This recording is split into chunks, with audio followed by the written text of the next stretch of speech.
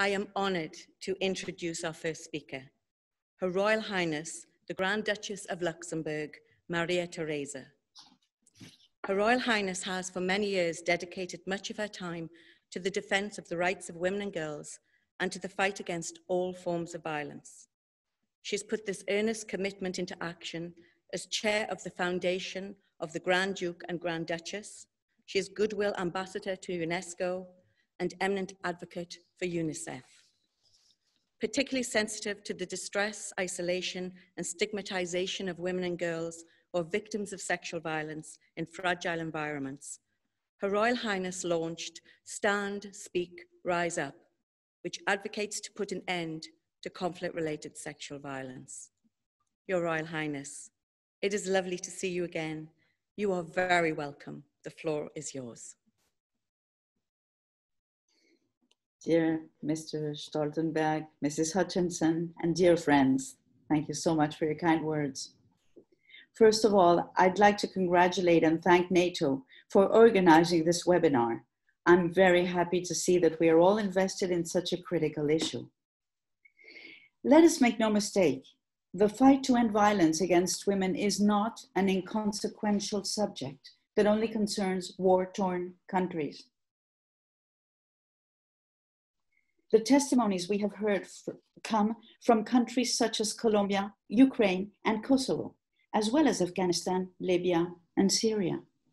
I am convinced that if we allow this to carry on, we are undermining our common future.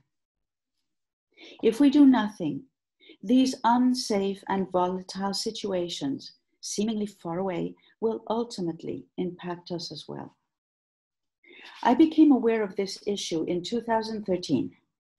As is often the case in the causes I decide to take up, it was meeting a particular person that made me act. That person was Zainab Bangura, then Special Representative of the Secretary General of the United Nations on Sexual Violence in Conflict.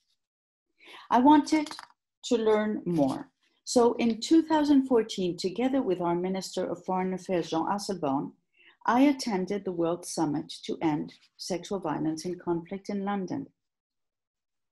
In the months that followed, two further significant encounters convinced me that I needed to do something. This occurred when I met Nadia Murad in 2016 and Dr. Denis Mukwege in 2017 in Luxembourg. During our discussions, Dr. Mukwege told me that he needed a platform to allow the voices of the survivors to be heard and to draw global attention on the topic of sexual violence in fragile environments. It is then that the idea of the Stand, Speak, Rise Up Forum was born.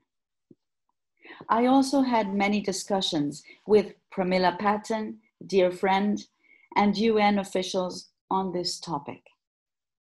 Then, as always, I wanted to talk with those directly affected, the women, victims, and survivors, some of whom I met for the first time in Geneva in 2017. I went deeper into this terrible issue during a visit to a refugee camp near Bar Elias in Lebanon in 2018. I was struck by the deep distress of the women in the camp and their isolation. These various meetings and discussions convinced me to organize the forum Stand, Speak, Rise Up in Luxembourg in March 2019, with two main ideas in mind. The first idea was to put survivors at the heart of the reflection and debate, because I believe that we must listen to the victims first.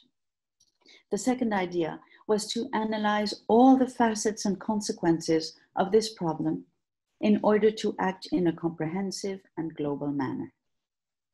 But above all, we must strongly denounce the abject practice of rape as a weapon of war, because we often forget that such rapes are accompanied by torture, both physical and psychological, and that they generate great trauma impacting several generations.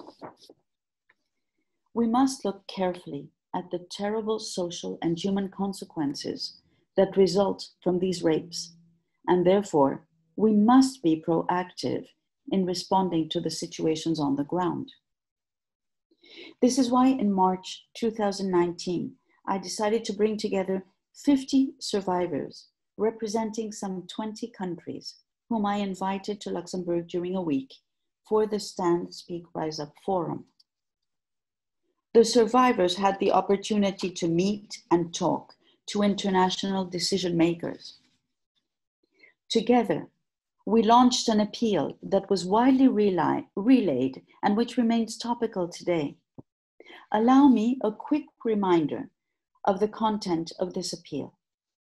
First, we raise our voices to make the prevention of sexual violence a priority for action by the international community and world leaders. Secondly, we refuse to believe that sexual violence is inevitable, inseparable from war, or that it is collateral damage. Inaction is not an option. Thirdly, in order to break the spiral of violence, we must tackle the culture of impunity and convert it into a culture of discouragement and prevention. Collectively and globally, we must denounce this code of silence. Fourthly, for these deep wounds to heal, no victim must be committed to silence. No victim can be ignored. No child born of war rape can be deprived of his or her most basic rights. Finally, since we cannot stop war, let us at least have the ambition to stop the use of rape as a weapon of war. We all know that a forum is not enough. Signing statements is not enough. The suffering on the ground is daily and relentless. So I turned Stand, Speak, Rise Up into an association which focuses on delivering specific local projects where needed. It seems essential to have a survivor-centered approach to counter, prevent, and mitigate violence in conflict and post-conflict situations.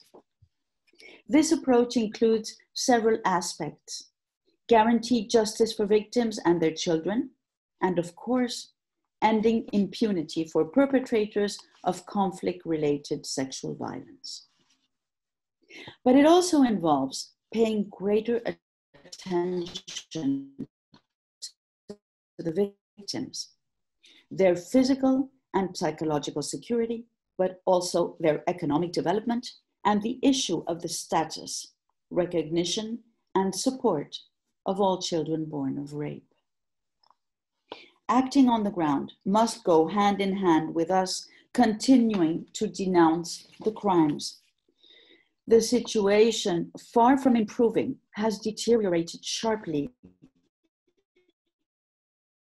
in the unprecedented lockdown that we have experienced globally. During April, I took advantage of the lockdown to phone and catch up with the women I had met over the past few months and to follow up on the projects we had launched. I realized that unfortunately, as always in these situations, it is the weakest who suffer the most. When one survivor told me that she could not remain at home because otherwise she would not die from COVID-19, but from hunger, I understood that we had to act without delay. So I mobilized to find funding for very specific projects. For example, to make masks at the Pansy Hospital, to help the SEMA survivors movement financially with livestock and agriculture, or to support the Golden Women Vision in Uganda in making soap, among other immediate actions. We cannot let this situation continue. Therefore, the fundamental question is, what can be done? I do not have a ready-made answer or any lesson to give. All I can do, in conclusion, is to share with you 3 convictions that guide my actions. My first conviction is that the place of women in society determines in part our common future and world peace. In fact, some of the decisive issues are to end violence against women, especially the use of rape as a weapon of war, issues such as equality before the law, the education of young girls, and economic independence. My second conviction is that we must learn to listen again. We live in a paradoxical world. We are saturated with information, and at the same time, we no longer know how to listen, especially to those who suffer, to those without a voice. I am struck by the extent to which we do not listen, and I am dismayed by the extent to which we do not give a voice to those who suffer the most.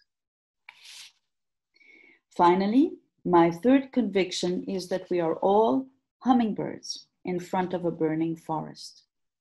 No matter how little we can do, every drop of water is essential and can make a difference. It is up to all of us to work for a better and fairer world. May we all take this to heart. Thank you so much for your attention. Thank you, Your Royal Highness. I had the pleasure of participating in your Stand, Speak, Rise Up conference and got to see for myself firsthand your personal commitment to this issue. And I'd like to echo your words by saying it's true. Inaction is not an option.